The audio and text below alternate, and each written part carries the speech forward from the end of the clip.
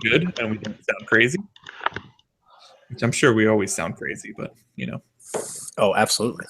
Also, keep an eye on the group chat on Google Hangouts, just because sometimes I put messages there for you guys. So make sure you have that little thing open. It's the top left option. Oh, okay. I think I have it open. Just to the right of the video. You have that little thing open. It's it says group chat. Oops, sorry, you can hear me again, repeating myself. Okay, we are live for anybody who's joining us. Welcome to the show. We are here with episode 74. This is the recording of episode 74 of the TFA Podcast. You'll notice two new podcasters, new co-hosts, Ryan Williams and Ben Cummins, who I will formally introduce once we get the podcast started. But we're just doing a little bit of a sound check first to make sure that we have all of our ducks in a row before we go ahead and start the recording. So I will ask you guys just to say something, maybe a little something about your life. I'm just kidding. Just say anything. Start with you again. What's going on, guys? I'm excited to be officially a part of the podcast. Sounding good. And how about you, Ryan? Wow, that was lame. I'm not excited to have been a part of this podcast. No, I'm just kidding. We're excited, guys, and we can't wait to be here every Tuesday. Thank you. Every single Tuesday, sometimes on Sundays, you can find them here pretending that they know something about fantasy football when in reality we all know that we know nothing. That's the plan. Except Ryan Williams. He knows a little something about Russell Wilson. We're going to get to that in a minute, though, so let's officially start the podcast on my count, and we'll be good to go. You fellas ready? You nervous? Let's do it.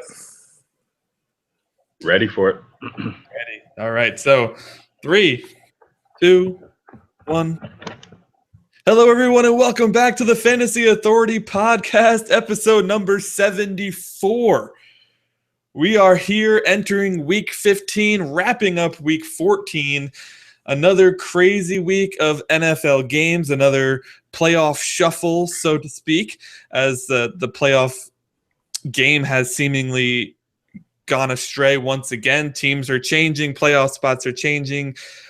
Division leaders are changing. Everything is changing. It's the NFL. It's the last, 3 weeks now, 15, 16, 17. I can count. That's 3 on my fingers. So there's 3 weeks left in the season. That's the regular season, not the fantasy season. We'll dive into that in a second. First, I need to welcome our new co-host to the show. If you have not heard already, we announced it last week. Shame on you for not listening to last week's show.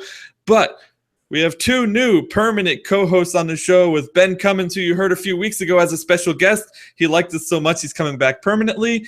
And Ryan Williams, who you've seen on the TFA podcast a few times, as well as the Game Day Show. He also writes for us on thefantasyauthority.com. Both are new and improved, hopefully, for the TFA podcast. Welcome to the show, guys, on a permanent basis now.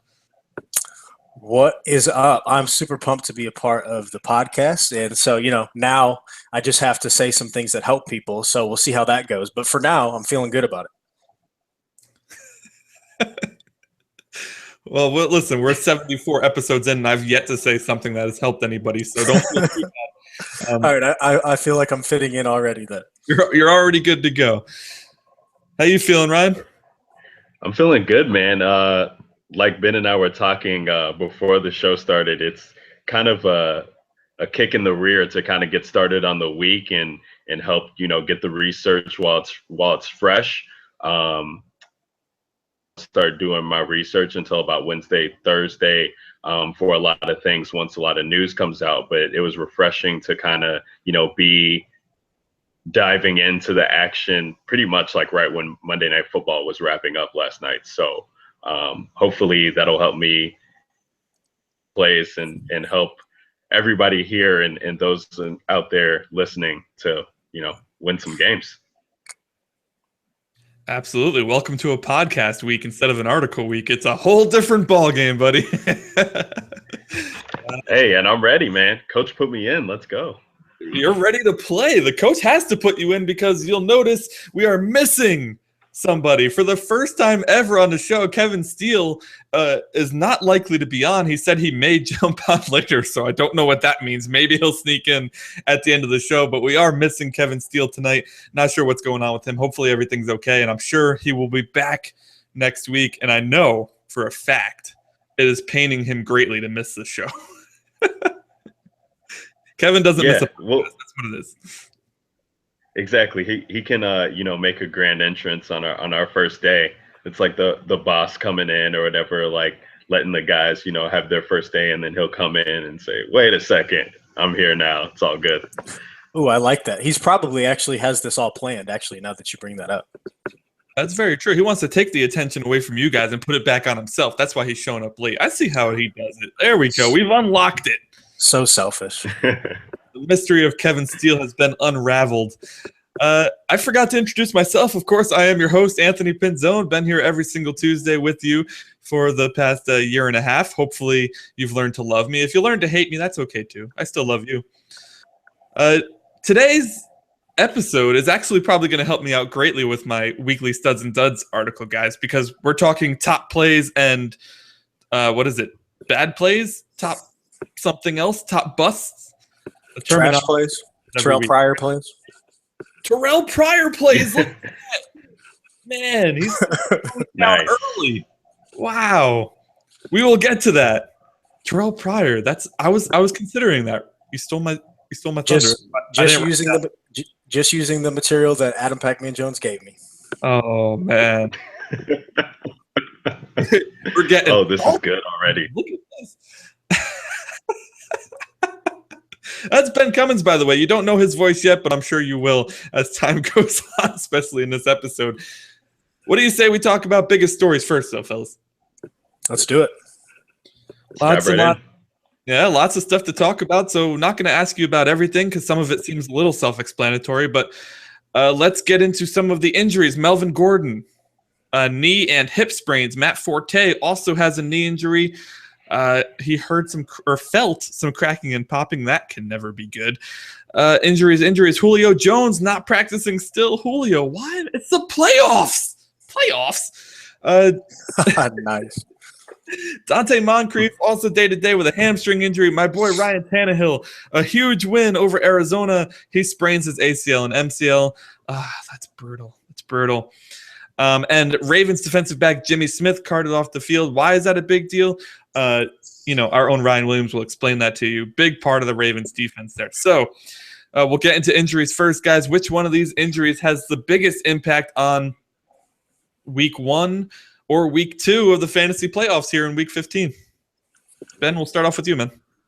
Wow, just throwing it all at us. So out of all of this news, I think I'm probably going to say Matt Forte. Obviously, Julio Jones, that injury is huge too, but we don't really know recording on Tuesday night if he's going to play or not. So I'm going to go with Forte because I don't think he plays at all in this game. Like you said, he talked about his knee having these issues. And I'm excited about Bilal Powell, and I think that's why this is significant because, the running back position is largely based on volume, and Bilal Powell last week saw 34 touches in the game. Brandon Wilds saw 2 touches, which were his first 2 touches all year. And those were the only 2 running backs to touch the ball other than Matt Forte before he got hurt. So I'm very intrigued by Powell, and we'll probably talk about him a little bit later too, but he's at home against the Dolphins, who are giving up the 3rd most rush yards per game this year. So it's a pretty good matchup. He catches passes too. I think he's a pretty talented back. Many people in the fantasy community have talked a lot about Powell all year, specifically for this reason that Forte was older and he could get hurt. And now that he has, I'm very interested in Powell this week. I actually have him on a bench in a league that I'm in the playoffs, and I've already inserted him into my starting lineup. So hopefully that goes well. But that's the thing that jumps off the page to me the most. Yeah, that's definitely interesting there. Huge. Shame on you if you have Matt Forte and you didn't handcuff with Bilal Powell. for exactly what you're saying, Ben. I mean, I was really questioning Matt Forte's workload coming into the season, just from being, here in Bears country, seeing him play his whole career, know that the ball, the way that he has been, was definitely bringing up injury concerns. So Bilal Powell definitely should be, started in leagues that people have Matt Forte. Yeah, absolutely. What was there anything else that jumped out to you, Ryan, with all the stories? I mean, with Kev not being here, I know one player that he wanted to touch on was Shaun Geoffrey, returning from his 4-game suspension. So not really injury based. He was suspended for the PEDs, but I think that, if you have Shaun Geoffrey, I would keep him,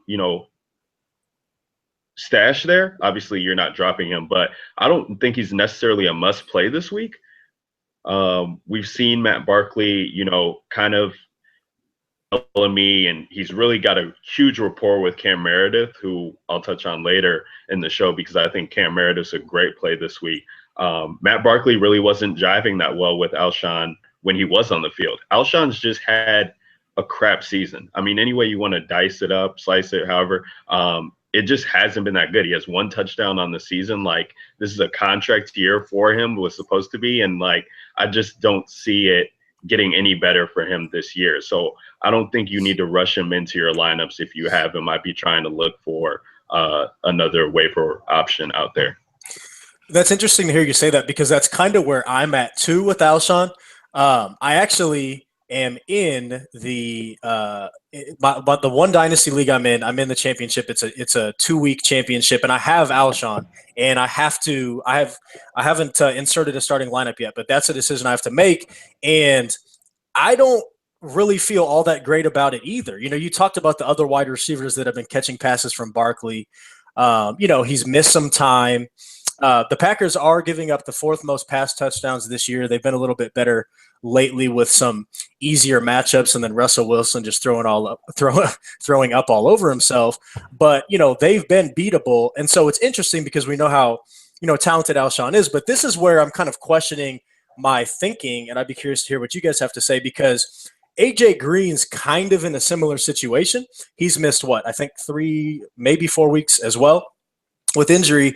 And, there's a report that he might practice on Wednesday, and we're recording on Tuesday night. But by the time you listen to this, if Green has, practiced a couple times and it sounds like he's going to play, I feel like if I had Green in a fantasy playoff, I would have to play him.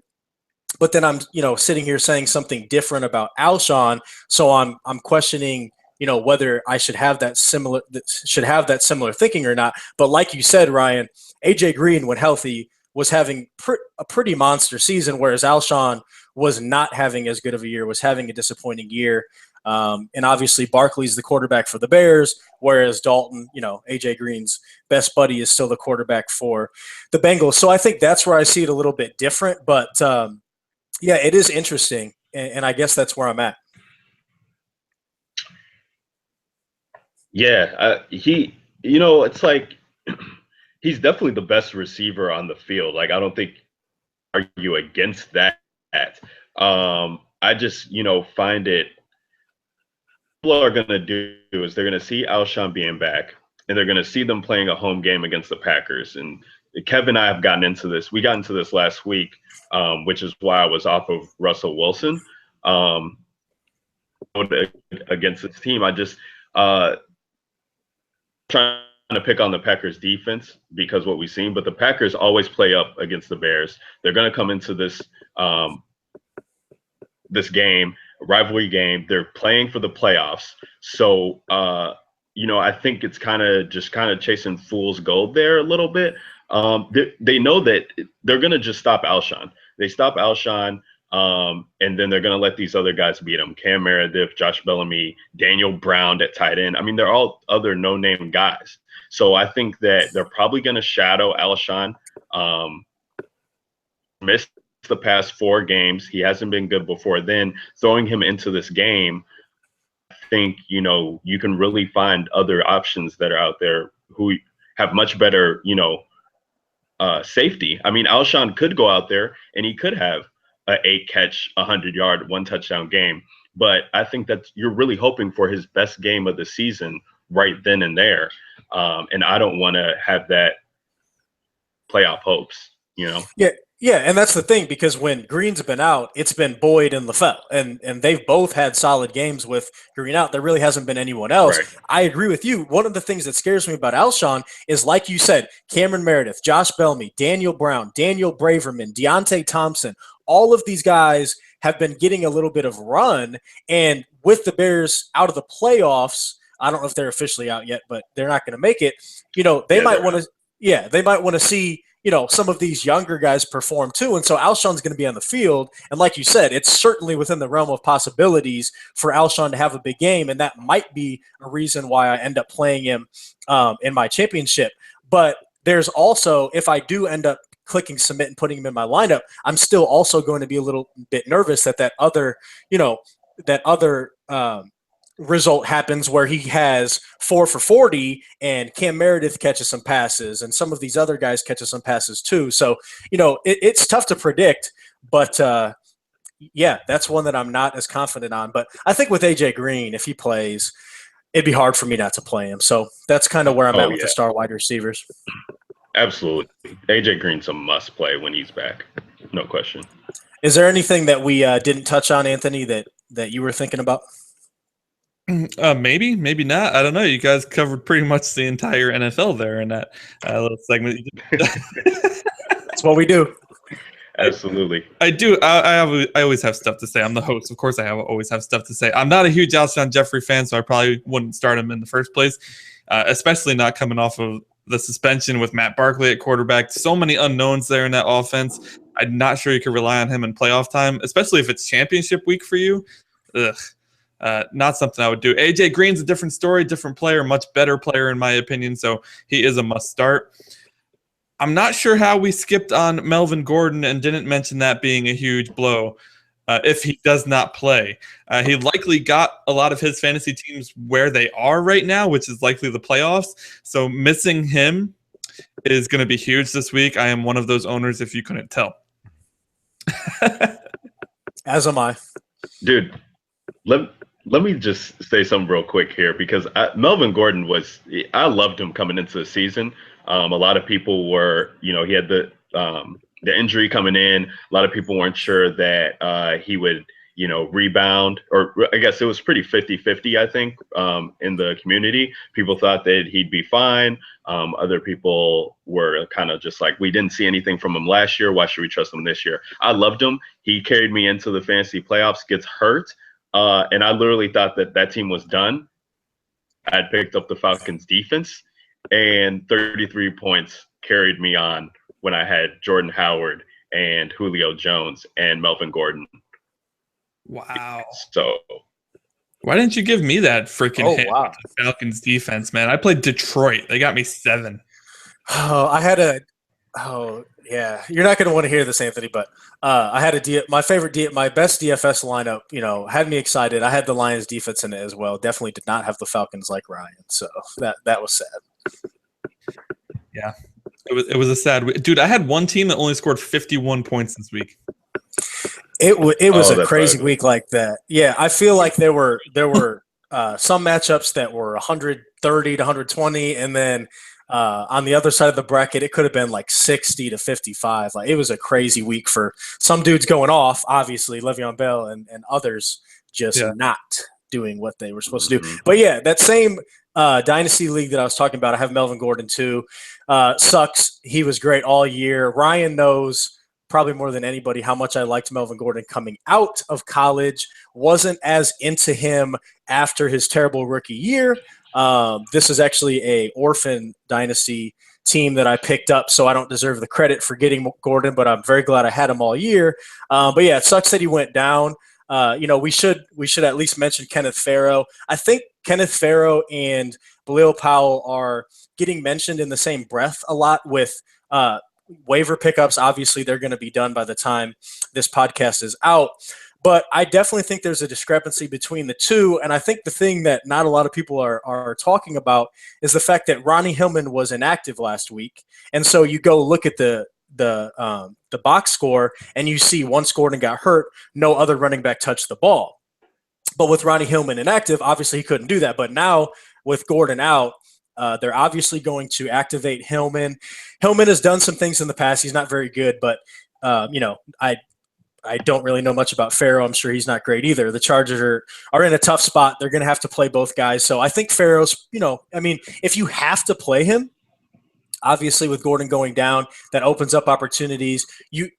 I could see a situation where Farrow touches the ball, somewhere in that 10 to 15, probably closer to the 12 to 15 touch range. And that's great.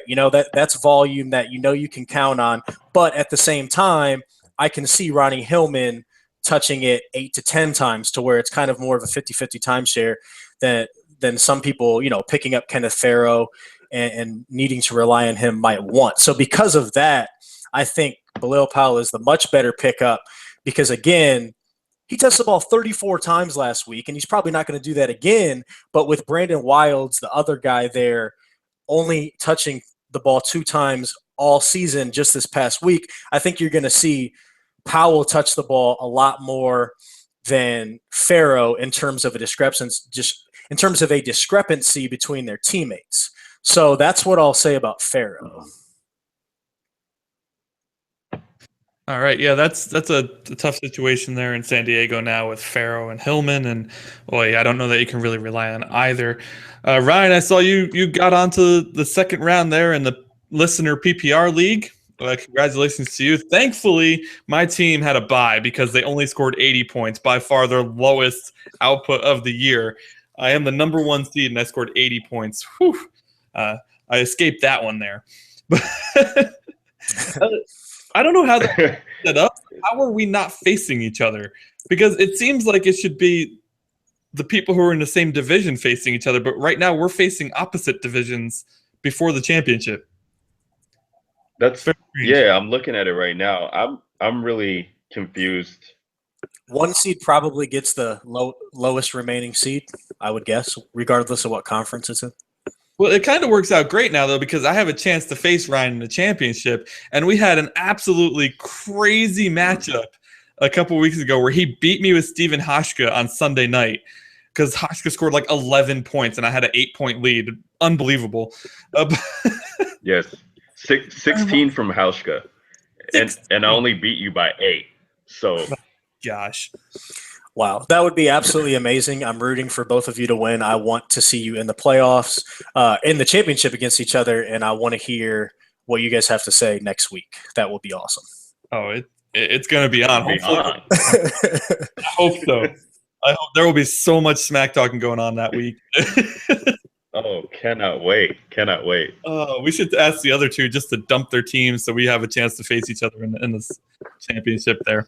What are their Twitter handles? I'll get on it. Unfortunately, I don't know. Yeah, we're gonna have to do. I'm gonna have to do some recon on this Clam Crowder. Clam Crowder. He's got a beatable team. I'm just looking at his lineup right now, hoping that he keeps DeAndre Hopkins and Randall Cobb and Brandon Cooks in there, and I'll be good. Yeah, you guys got to win fair and square. Fair and square. Yeah, all right, I'll take my Mike Evans, Le'Veon Bell, DeMarco Murray. Oh, yeah, you're okay. I don't know why you're in the playoffs. I don't know how he squeezed into the playoffs. By the way, he's like he just got in with that team. It's unbelievable. I don't know how it happened. Ryan just got in with that team? Yeah, Ryan just got in with that team. Wow. That's crazy. Yeah, everybody else is pretty bad. But yeah. But those waivers. Thanks, Kevin Steele. All right, guys, that's it for the news. Let's wrap up the news here. We are quite a bit into the show already. We haven't even gotten to the main topic of conversation, which is top plays of the week. Hopefully we get to the top bust of the week, but we'll have to see. Ryan, why don't you start us off with your top quarterback play of the week, and we'll see if we agree with you here.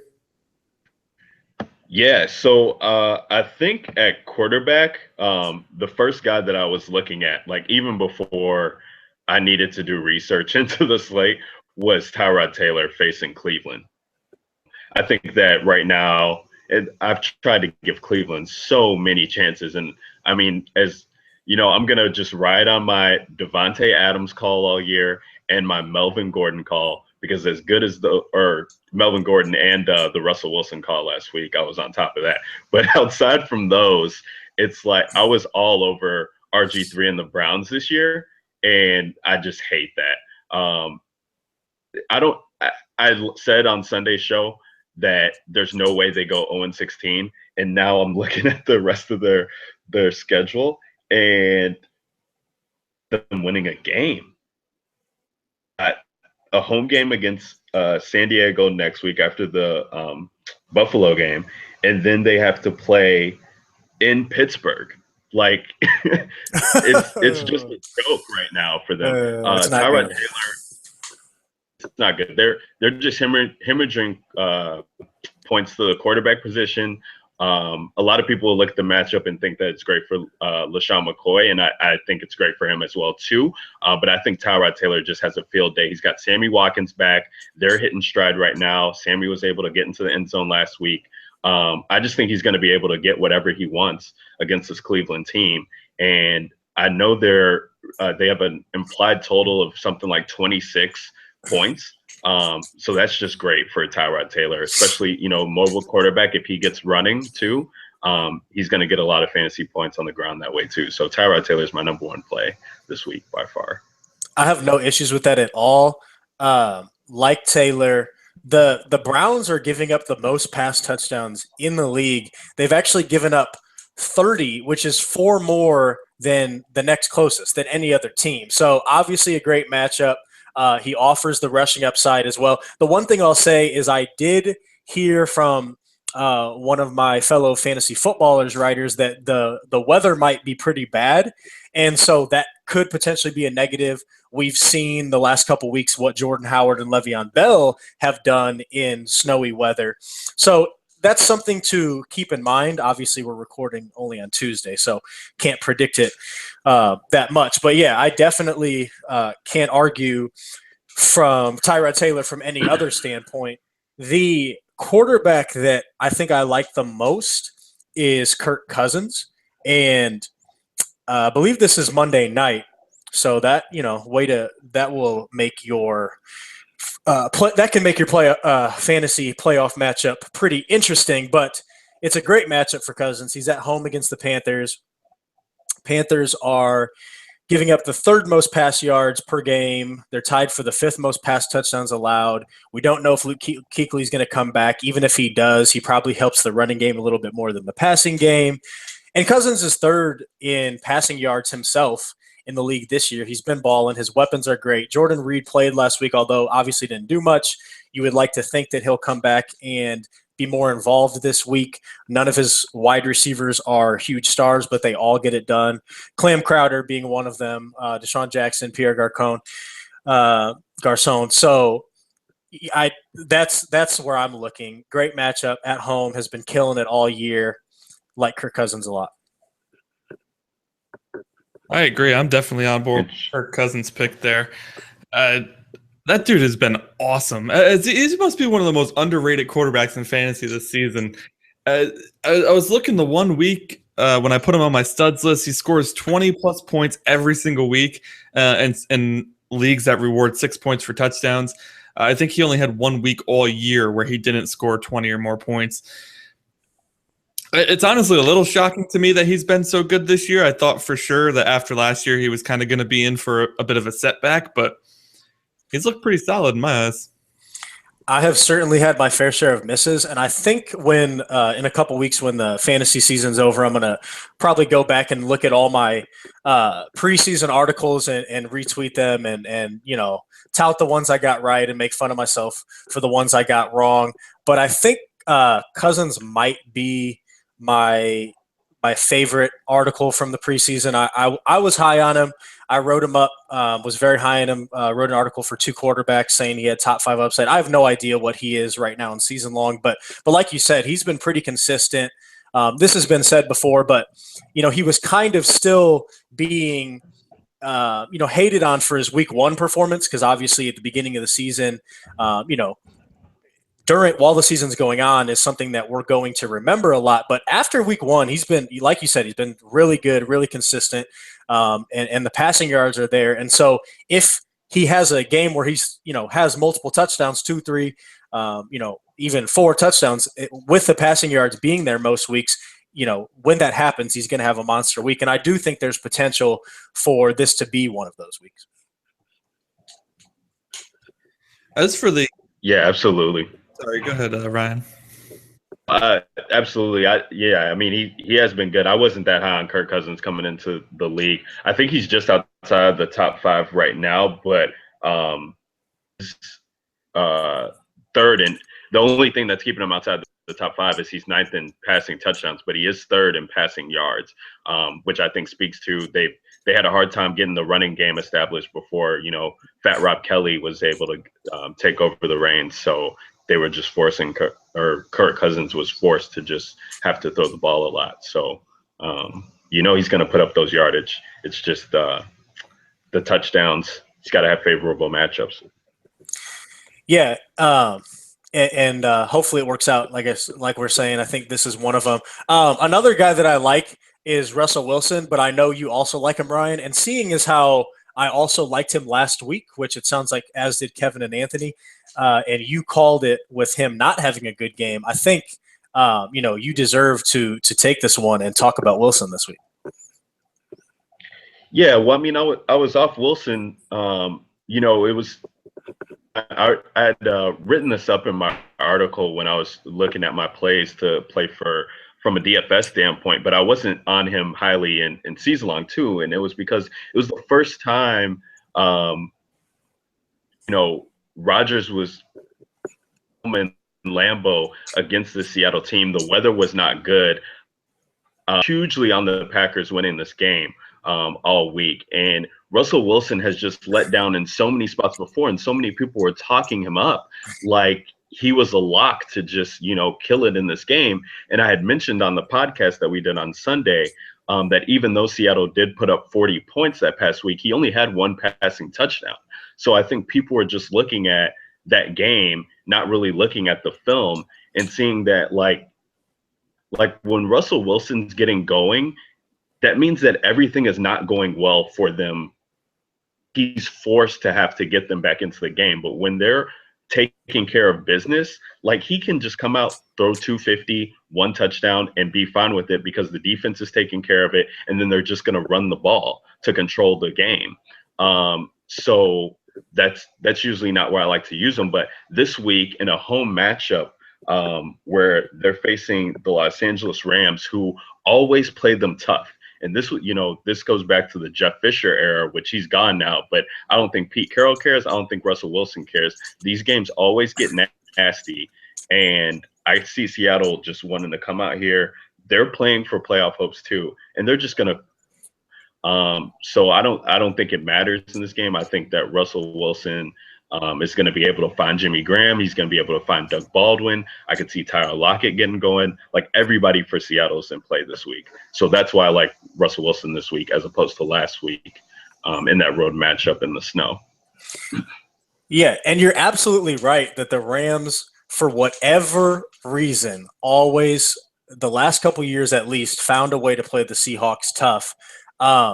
In a strange turn of events, as soon as Fisher is out of town, I don't think the Rams play the Seahawks tough at all this week. I think the Seahawks blow them out.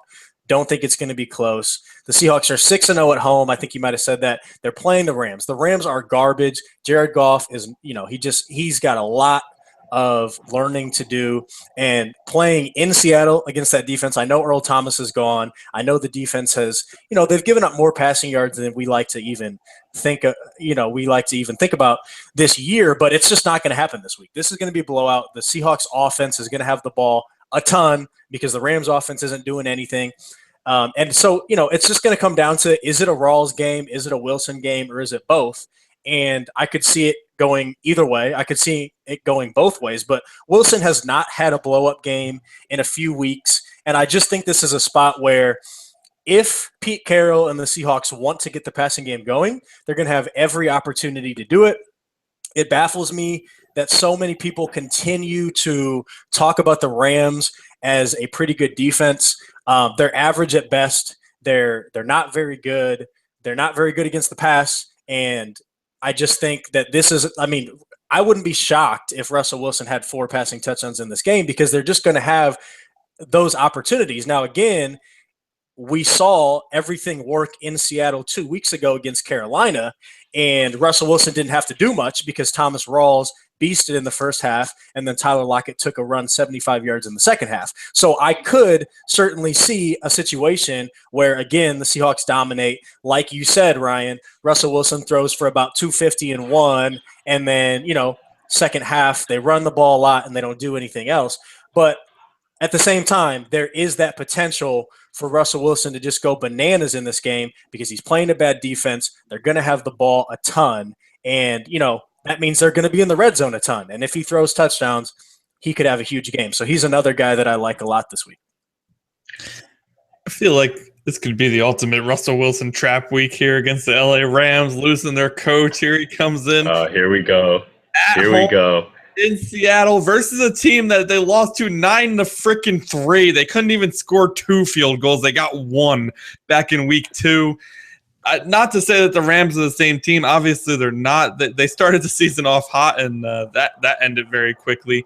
But there's something to be said about the Rams always playing them strong, which you guys did mention. There's also something to be said that Russell Wilson hasn't been playing well at all, and that includes matchups against a Carolina team at home that's not very good against the pass, where he threw 277 yards, 1 touchdown, 1 pick. That's the Russell Wilson we've seen this year. A lot of yards with 1 touchdown and 1 pick. Like, that's the guy we see. The guy who shows up in dribs and drabs, who is very rare, is the Buffalo guy who went 282 and 2 touchdowns. The New England guy who went 348 and 3 touchdowns. That's not the norm, I don't think, for Russell Wilson. And I know the matchup is plus. I know it's really just like a mouth-watering thing to see LA on the schedule when you have Russell Wilson on your bench. But I am here to say, beware of things that look super easy, because they're not always super easy. All right, I could absolutely see a game where they don't rely on Russell Wilson to pass the ball a lot. He gets his 275 and 1 touchdown and gets you a measly 12 to 15 fantasy points, which I'm sorry to say is not going to help you very much in your fantasy playoffs. I can certainly see it. And I think it's important to note that this game is on Thursday, if I'm not mistaken. And we all know the quality of football that we see a good amount of time on Thursday. They don't have as much time to prepare. And the passing game tends generally to suffer at times. So that could, hurt Russell Wilson, like you're saying. But I get that. I can see that happening. I think he has a pretty big game, though. Russell? Yeah, and sorry, no, right? Anthony. No, it's okay. I just think that I don't want you to fall into thinking that just because if you don't get I hate it, and I do this myself. Like when we call somebody, we're all on them the week prior, and the next week comes around and we're just like, I'm not touching that guy at all. He screwed me last week with him. To be able to go back to your guys. And in this game against the Rams, I think that Russell Wilson is in a good spot to pass because of the front 7 that the Rams are able to employ too. Like, a lot of people might think that Thomas Rawls is just going to be a lock to take over this game, but I really think that when the down there and they're getting into the red zone, I could see them passing a lot to Jimmy Graham, and they just don't like this team. And in games that Russell Wilson can get himself up for, I think those are the best times to approach him. And I always am totally down for playing, great quarterbacks at home, especially with the 12th man there. For whatever reason, he just gets up for him. Maybe he only does get the 2 touchdowns and probably 250, but he's always a chance to, get about 50, 60 yards on the ground. And then if he runs one in, I mean, that's going to be huge upside for your fantasy team there. So when they get into the red zone here, I'm not expecting a lot of Thomas Rawls here. I think they're going to run a lot of play action and Wilson's hands and let him have a chance to take over. I really think that's what's going to happen too. Obviously, Aaron Donald is the best player on the defense. Maybe he mitigates Thomas Rawls a little bit, and the Rams are tied for the 5th most pass touchdowns allowed. I think Russell Wilson takes advantage. So we touched on Tyrod. We touched on Cousins. We touched on Wilson. I'm not done with Russell Wilson. Oh, okay. Away from me. You back that damn truck up. All right. Very important comment here where he said, I like great quarterbacks at home. Russell Wilson is not a great fantasy quarterback. He's a great NFL quarterback. He is not. He has 13 touchdowns to 10 interceptions this year, Ryan. Is that a guy you're relying on in a season long? Like, people who waited that whole time, it was until week 9 where he actually showed that he could still play football from a fantasy perspective.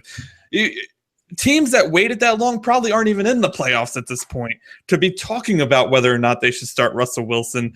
I feel like with guys like Matt Ryan, who got overlooked and undrafted so much, and even Jameis Winston was undrafted quite a bit, Roethlisberger, the list goes on, waiting for Russell Wilson was a mistake this year, and relying on him now in your playoffs, to me, is still a mistake.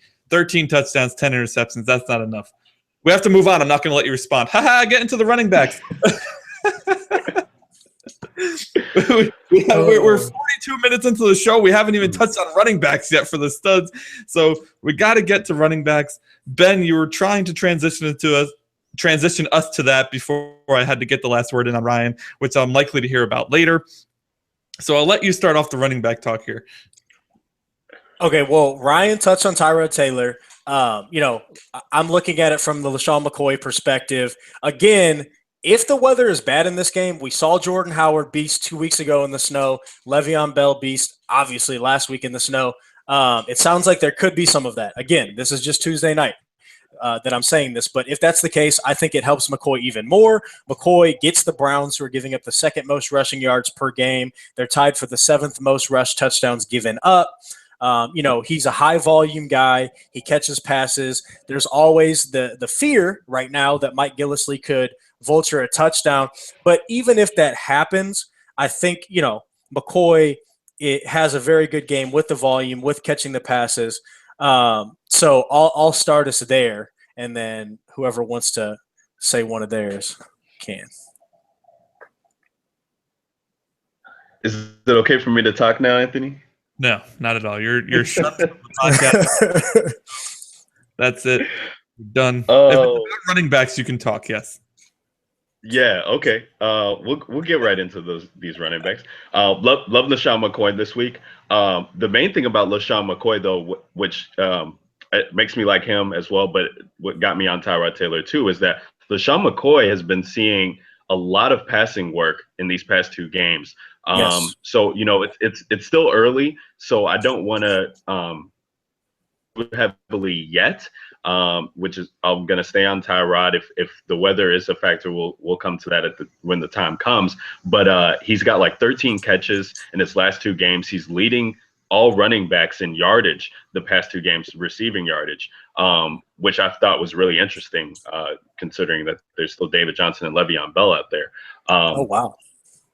But yeah, he's had a lot of work. So, I mean, that's good for him as well as it's good for Tyrod Taylor. But one guy who I think is just going to be in a great spot, who people might not be looking to, is like Ezekiel Elliott. Like, he is the top play this week, I think, in a home matchup here. Like, he was kept out of the end zone last week. That's not going to happen again against this Tampa Bay defense. A lot of things have been going right for the Tampa Bay defense. They've really been keeping teams in the past couple of weeks since they got blown out by Atlanta. I believe that was in week 9, under 20-point scoring.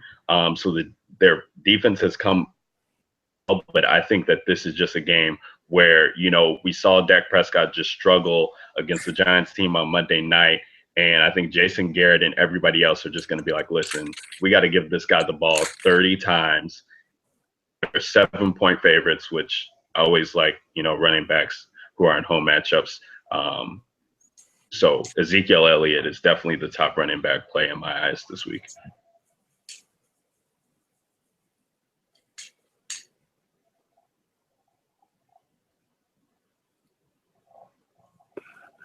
Is Anthony talk?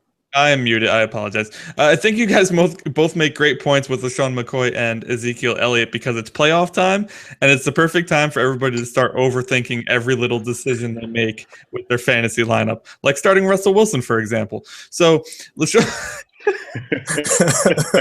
I'm sorry, I had to do it. I knew that was coming. Perfect an opportunity. Pro move by you. McCoy versus pro move.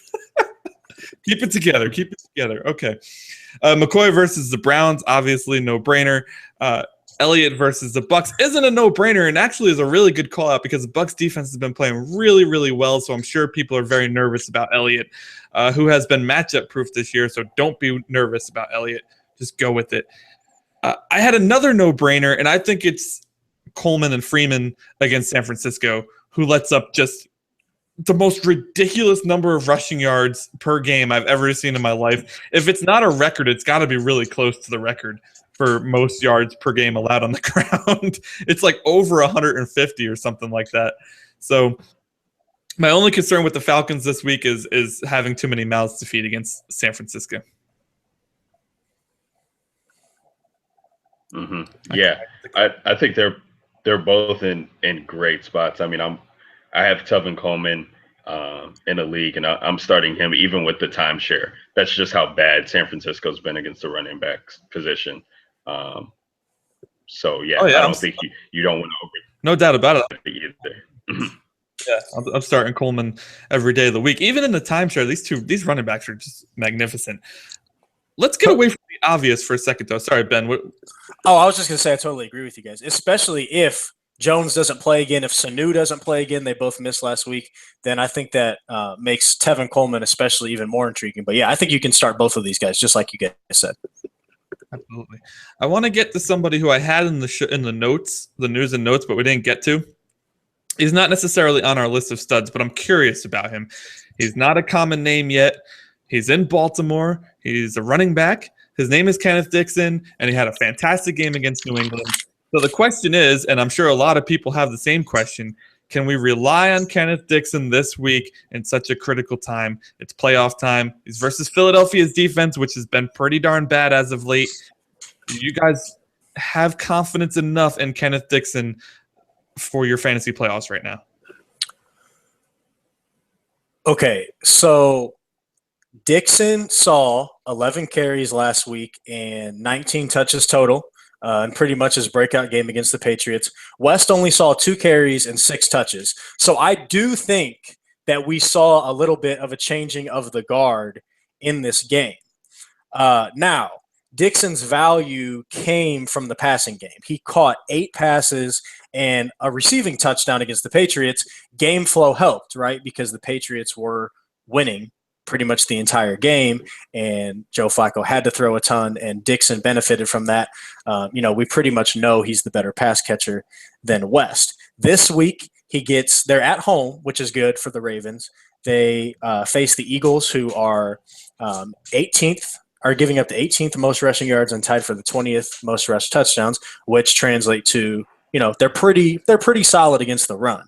So I think looking at that, saying the matchup isn't all that great, and understanding where Dixon's value came from last week, I don't think this is going to be a situation where the Ravens are losing the entire game like they were against the Patriots. So I don't think Dixon catches 8 passes again, and receiving touchdowns are pretty fluky. I believe that was his first touchdown all year.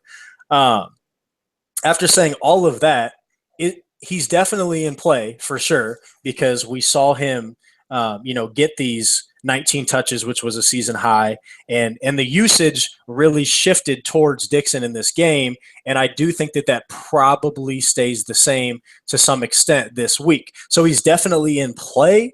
There's probably a chance you have better options, but if you don't, then yeah, if you don't have a better option, this is a guy you can plug in for probably around, again, that 12 to 15 touch range, probably going to catch a couple passes. You probably want to hope for, the 4 to 5 catch range. Again, I don't think he catches 8 again, but he's definitely in play. And if you need to rely on him, you can.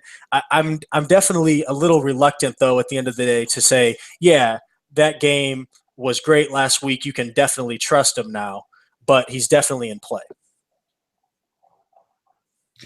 He makes some good points there about the receiving game being his strong suit. Philadelphia, the most receptions they've allowed to a back was Matt Asiata in week 7. They let him catch 6.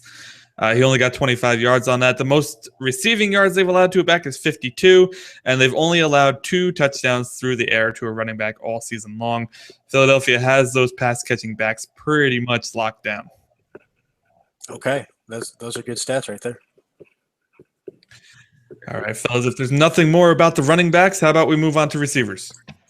All righty. All right. Yeah, let's get into these wideouts. Receiver act. We love receivers. We're fantasy players. That's what we do. Wide receivers. We're the running backs. Heck yeah. So I see Julio Jones on here if he plays. So that's good. Scanning the list very, very quickly, I'm looking for duplicates, and I don't see many. I saw an interesting one on here, but it's from Kevin, so I don't know that we want to get into that. Plus, you mentioned it earlier, Ryan, with Shaun Geoffrey. So how about we jump into Dontrell Inman? Because I saw him on the sleeper list a little bit further down as well. Ben, that just happens to be yours again, buddy. So what are you feeling about Inman here in San Diego? Yeah, I think Inman's interesting. They're at home against the Raiders. The Raiders are giving up the 6th most pass yards this year. Travis Benjamin has pretty much fallen off the face of the earth. And I don't know. I can't find him. And so kind of correlating with that has been Inman really stepping up and having some solid games here the second half of the year. He has actually seen at least 6 targets in 6 of his last 7 games. There's been a couple 9-target games mixed in there. I think he's probably benefited from the fact that Tyrell Williams is a little banged up right now as well, playing through a shoulder injury.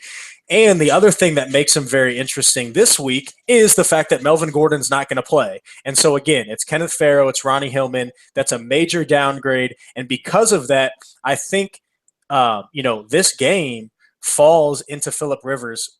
It falls on his shoulders. And if the Chargers are going to win this game, it's going to be through Rivers. He's going to have to throw a ton. And I think Rivers has a good game. He's another quarterback I was interested in because I think the volume and matchup, mix well together. And I think that helps a guy like Inman, who not a ton of people probably are on, but I noticed the trend last week and actually wrote him up in my DFS article last week.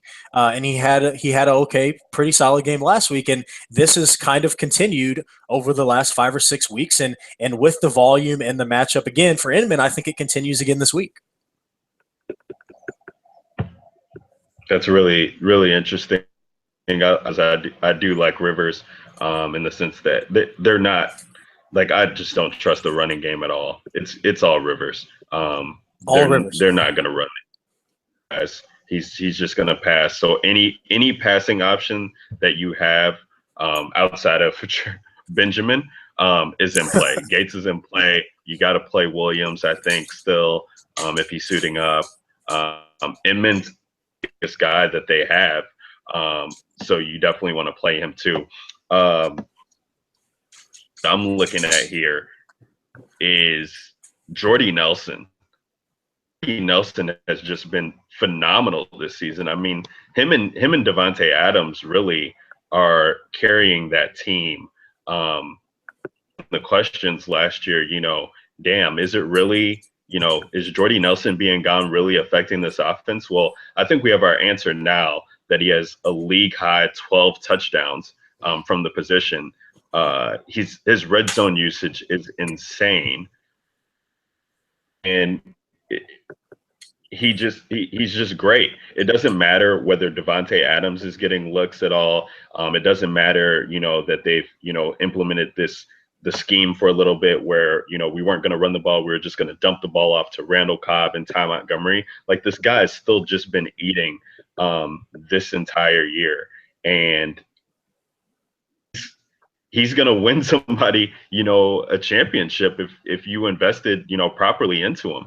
And then he gets to go against the Bears team here, who their defense is just depleted, and Rodgers is always taking advantage of them. In Chicago, I think he's still going to try and find Jordy. Jordy's going to see 10 to 12 targets. So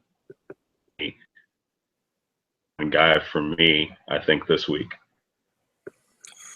Yeah, and I like that. And I should have said real quick with Inman, if you're in the playoffs and you don't like, you're kind of looking at one of your wide receivers and you're not really loving it, or if you're, in the consolation bracket, you're fighting for the rights to draft David Johnson, Le'Veon Bell next year, look on your waiver wire to see if Inman's there, because there's a chance that he is.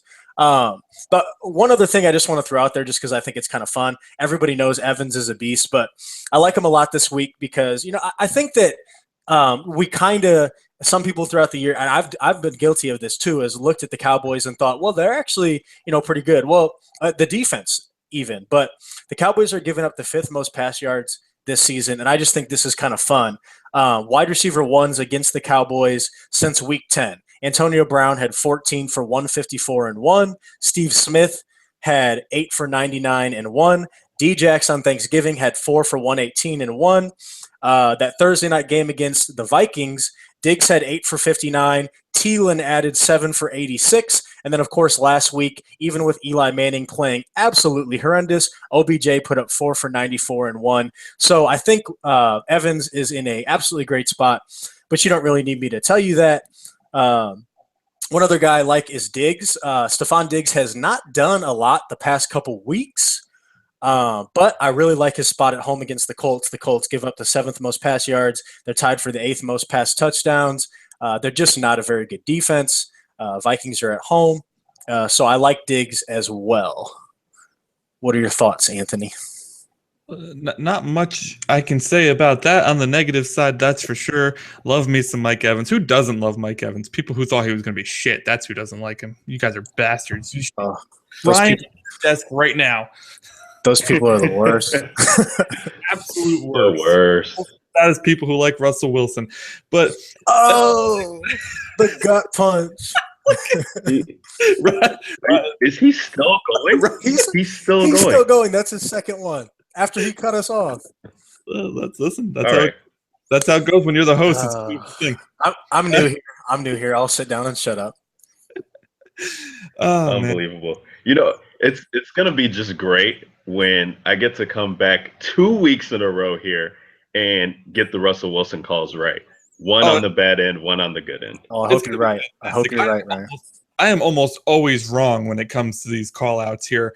It's an awesome thing. Good thing I don't make any bets on it, because I would have had to done some really embarrassing things at this point in the season with how many times I've been wrong on those calls. But I'm still right about it. Until I'm wrong, I'm right.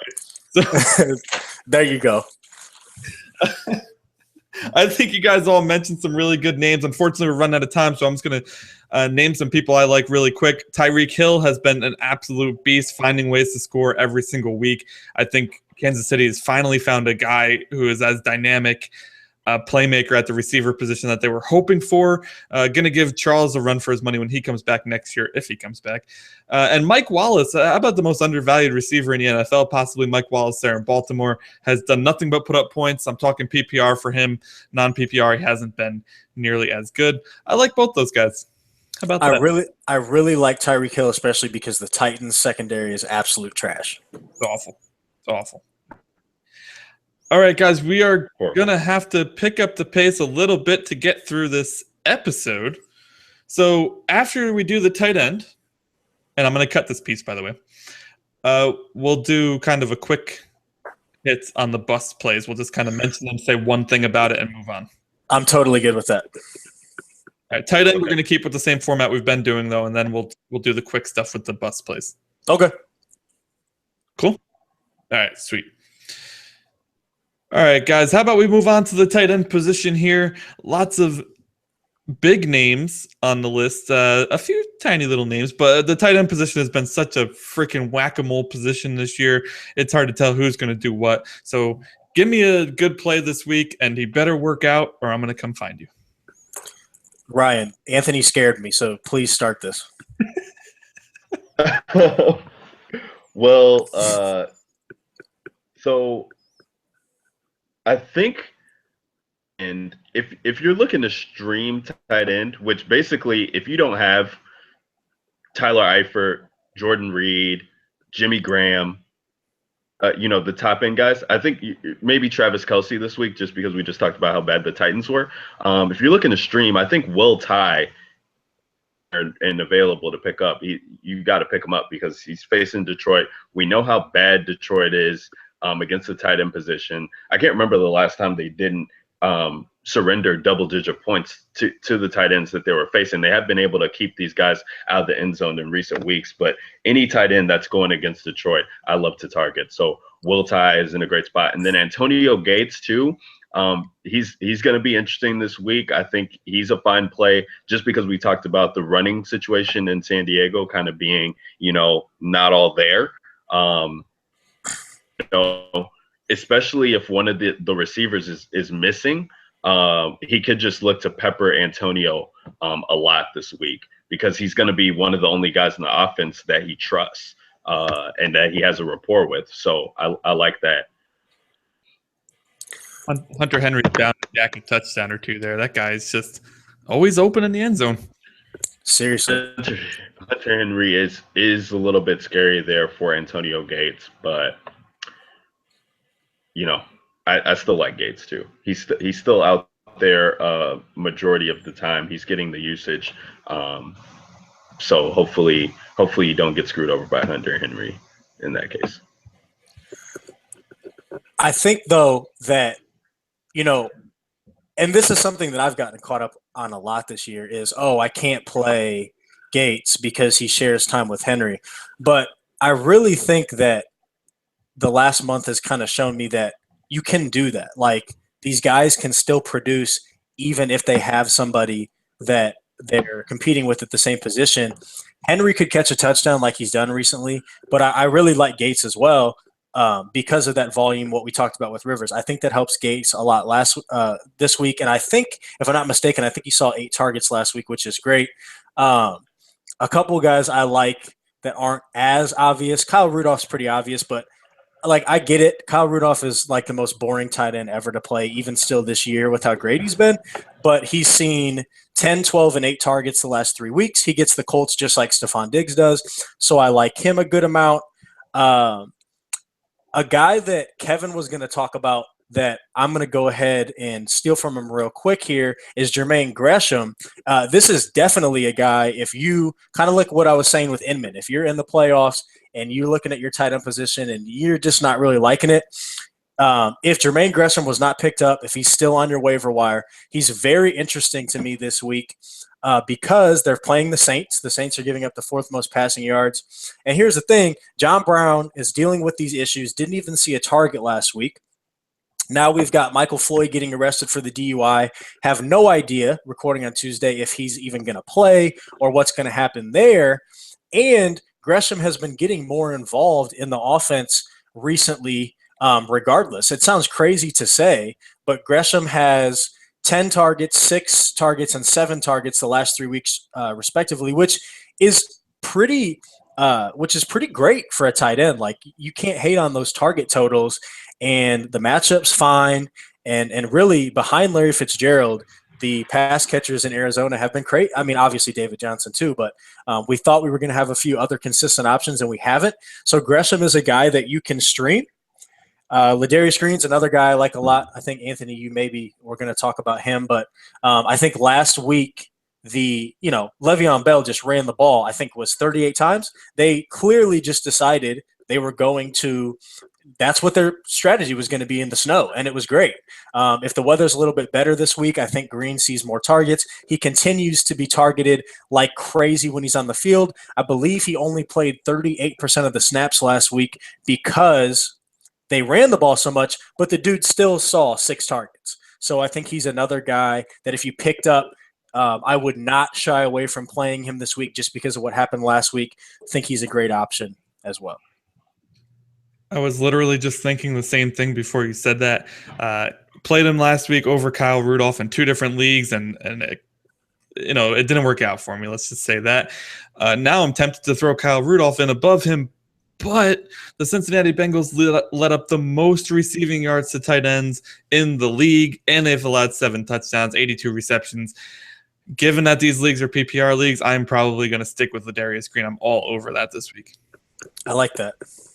Yeah, I mean, Rudolph should be solid, but there's no doubt that Green is the ceiling play. Playing with Roethlisberger again, if the game plan is more pass heavy this week, which I think it probably will be, Green should benefit. Yeah, I'm not usually one for the ceiling play either. By the way, Kyle Rudolph is still a great play. The Colts are not very good against the tight end either, but it depends on what you're looking for, right? If you just want that floor, you want that safe, you're going Rudolph, and if you want that, hey, this guy could score $1 billion or nothing, go with Green. Like them both a lot, but yeah, I just kind of shooting off the hip, I think I would probably go Green. But yeah, both great options.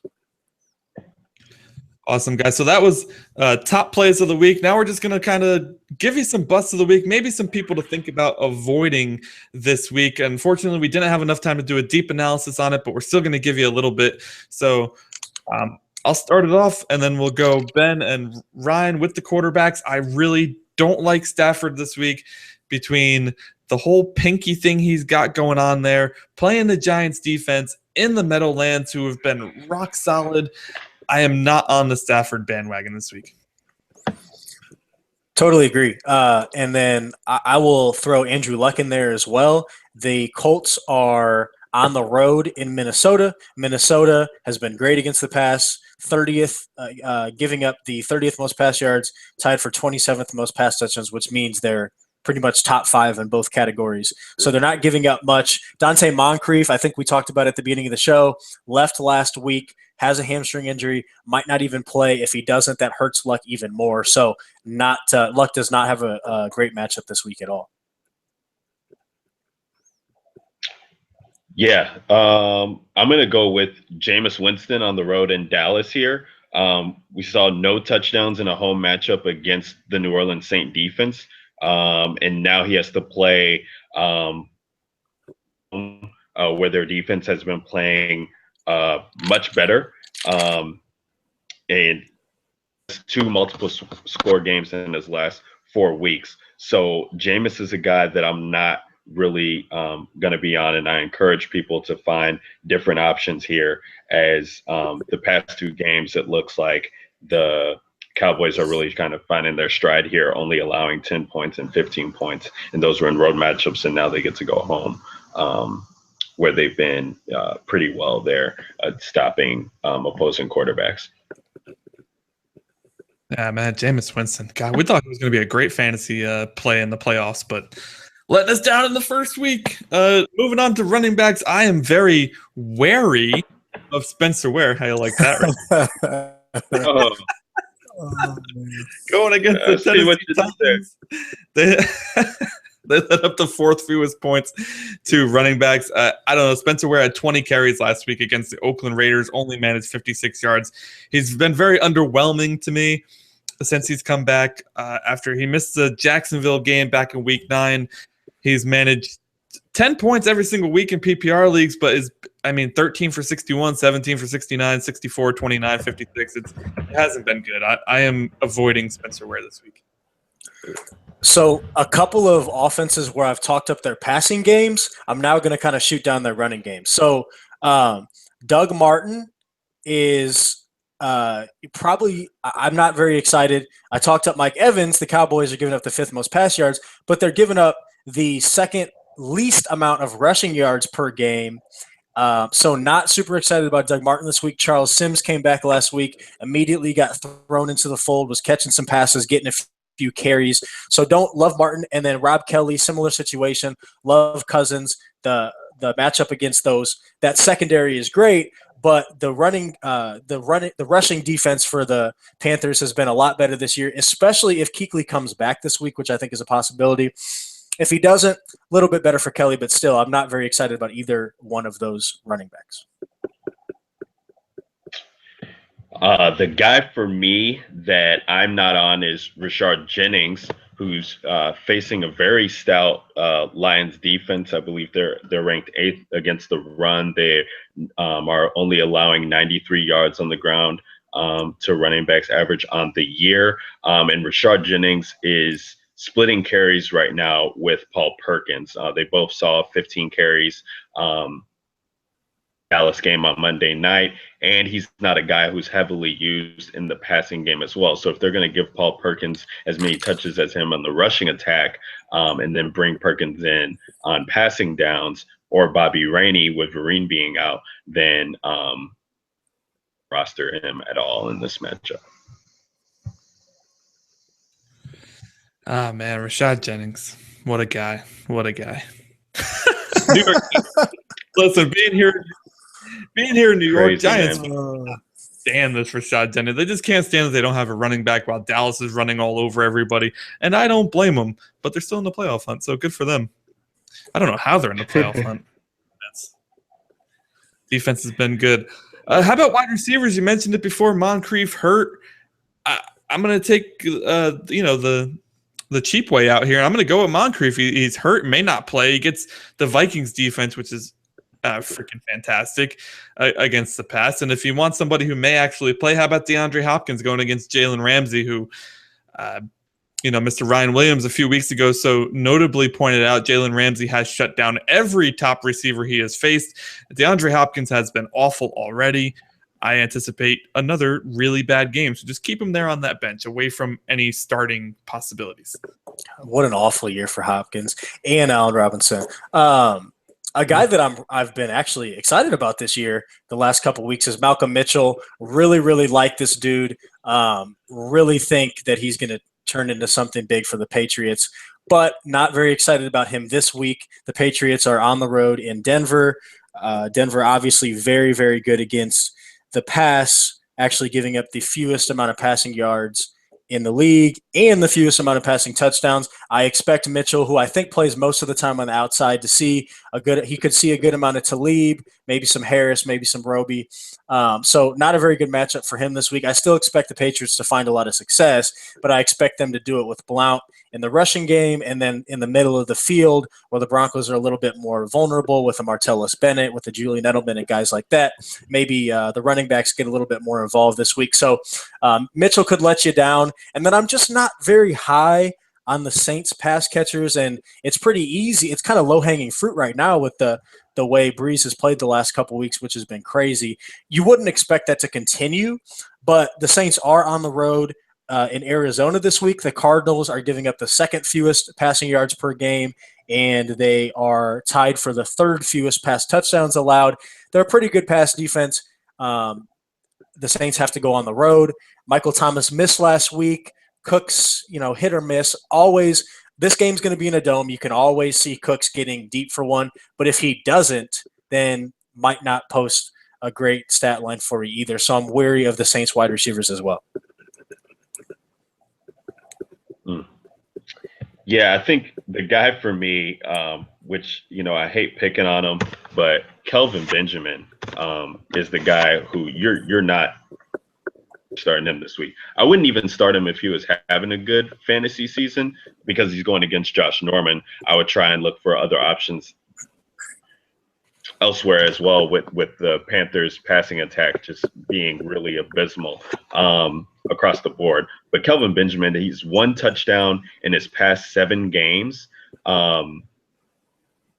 Still getting targets, but he had 1 catch last week. He hasn't seen over 4 catches in the past 4 weeks here.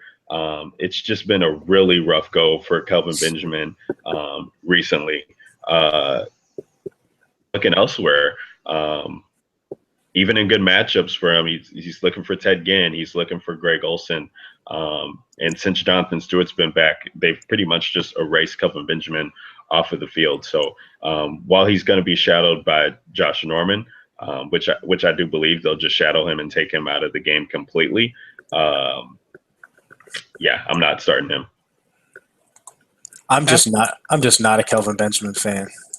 Just like at all. No, not at all. And it's just so funny how the season goes. it's like those first 2 weeks, Ben and I were talking, and we were just like, damn, we really had this Kelvin Benjamin thing wrong. Like, the dude's going to end up being a top 10 wide receiver in fantasy. And then it's just so funny how things can change because Jonathan Stewart went out, and I was like, should be eating, and it's just not happening. Like, Ted Ginn is getting, more fantasy play than this guy is. It's really upsetting, but yeah, it absolutely baffles me how that Carolina Panthers team has been so bad this year. Last year, with, you could argue, half the talent makes it to the Super Bowl. I think Kelvin Benjamin could still be a really good player in this league. I have no idea what's going on there. There's some sort of dynamic problem or something there with that offense. Obviously, like you guys mentioned, Cam's not even targeting him. He's targeting other people. Targeting Ted Ginn. Yeah, I'm really upset with myself because I went on the Two Quarterbacks podcast. Like Ryan said, I think it was like after week 2, maybe after week 3, and I was not on Kelvin Benjamin in the offseason. And then, he came out and hot the first couple weeks, and I kind of changed my tune, and I was like, as much as I don't think this guy's very good, Cam just locks in on Kelvin Benjamin. He loves this dude. And, you gotta be wary of small sample sizes because obviously it hasn't played it that way out the rest of the year, and kind of what I was thinking was going to happen. But yeah, not a very big Kelvin Benjamin fan. All right, guys, let's wrap this one up with the tight end position. I am steering clear of Coby Fleener versus the Arizona Cardinals. They are by far the best defense against tight ends, having allowed next to nothing as far as yardage goes. I don't even know if they've allowed a touchdown to a tight end this year. At this point, they have just been rock star. They've allowed one touchdown, 40 catches, 344 yards, and one touchdown to the tight end position this year. They've locked him down, and Coby Fleener's been inconsistent, so I'm avoiding that situation. So mine might be a little bit controversial because he's been playing so good lately, but I'm not super excited about Zach Ertz here. The Eagles are on the road against the Ravens. I'm just not very excited about this game very much in general from a fantasy perspective.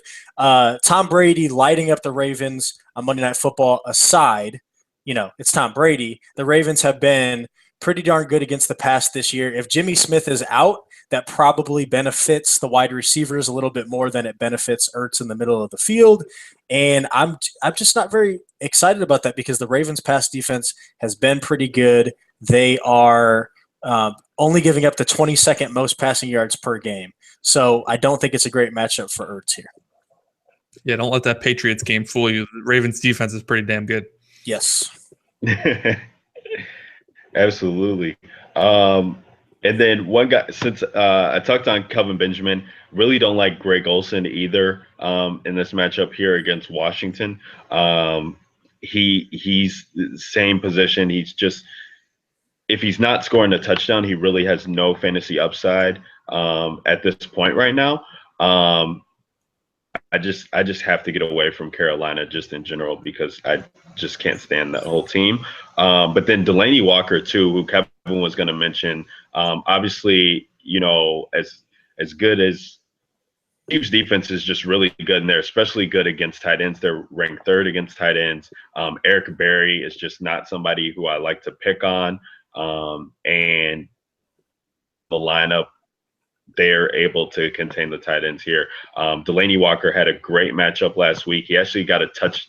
He was supposed to have a touchdown. It should have been ruled a touchdown, but the refs missed it. And challenge in order to call it that way. So he didn't get a touchdown last week, which was very frustrating if you had him. But he really didn't do anything else outside that game. So Delanie Walker is pretty touchdown dependent. And in a matchup where Kansas City doesn't, accept a lot of touchdowns, then I'm not going to target him. All right, guys. Very quickly, then we'll wrap it up. Give me one sleeper. Just name them. I'm going to go Adam Thielen, Minnesota Vikings. Yes, I'm so happy we get to do this. Okay. Jeremy Curley. Vance McDonald's on IR. Torrey Smith might not play. A crazy pick. Colin Kaepernick's been up and down. But I'm interested in Jeremy Curley. They're facing the Falcons. Falcons are giving up the most pass yards and second most pass touchdowns in the league. We've seen Jeremy Curley be productive in Chip Kelly's system in past weeks. This may just be a week where he does it again. So I'm going to go quickly, as Anthony said, and just say Marquise Lee, with Julius Thomas being out and Allenson Robinson being a shell of himself right now. And no Allen Hurns. I said it quickly. I had to get it in there.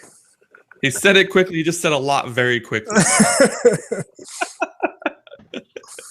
Oh, man, guys, this has been a super fun show. I love the banter. Ryan, hopefully there's somebody we disagree on every single week so I can not let you talk about it because that was a lot of fun. Hope you guys enjoyed your first show, man. It was a lot of fun. Thanks so much for joining me tonight. Oh, it was a pleasure, man. We can't wait to do this every Tuesday. It's going to be fun, and definitely next time with Kev, we'll definitely have a lot of opinions flying all over the place. So we're hoping that you hold us to them and keep us contained as much as possible, even when we're right. I had a great time, guys. There, I kept it short. There, he kept it short. Holy crap. We will work on that in our post-meeting here. We'll talk about it. So that's all the time we have. Can't wait. Everybody. Thanks so much for joining us tonight. I hope you enjoyed the show. Show us some love on Twitter at @FF_authority or check out thefantasyauthority.com. There's no or about it. Go check out thefantasyauthority.com. We've been working very hard all season long on some great articles for you. Also, if you have lineup questions, you need instant advice every Sunday. We do our game day show from 11:30 a.m. Eastern time until 1 p.m. Eastern, which is kickoff time. You may, of course, see these knuckleheads on there as well. Maybe, we'll see. You're more than welcome to subscribe, rate, and review the show on iTunes and Stitcher as well. That'll do it. For Ben Cummins and Ryan Williams, I'm Anthony Pinzone. This has been another episode of the Fantasy Authority Podcast. Thanks so much for listening, and have an awesome night, everyone. Deuces.